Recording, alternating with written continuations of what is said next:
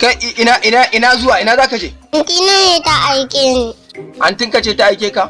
A to ka san menene? Kawo kuɗin. A 500 ce? To ka san me? Ka je ka ce mata wai an karba da aje a siyo mata. Yi maza ka ce. Maza. Kai dan nan. Dan nan. Dan nan. Zo yaka. Kana ji na? Baba. Da ka je wurin Malam Jasuli. Ka je da 500 din nan. Ka ce ya baka guga na. Guga za ka je karfo mu. Zai dau naira wazo, zai dau wazo biya a ciki. Zai baka 450. Maza. To, sauri. Yanzu ka dawo.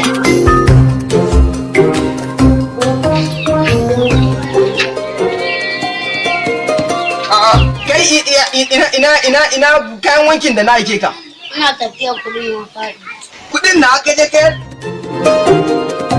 Baka sanya ake na samu wannan kudin ba. To a ina kuma ka samu kudi ka siyi biskit da sweet? Ina cikin tafiya ne.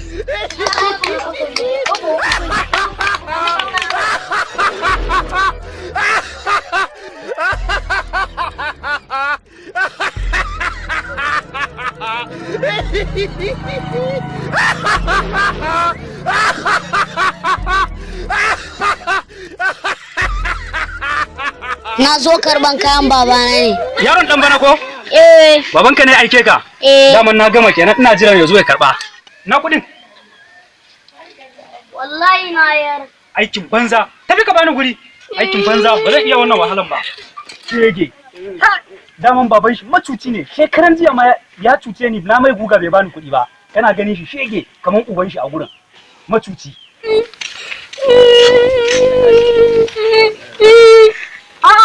Ya kaman kalan kudi na da naira. Na sun ta kudi.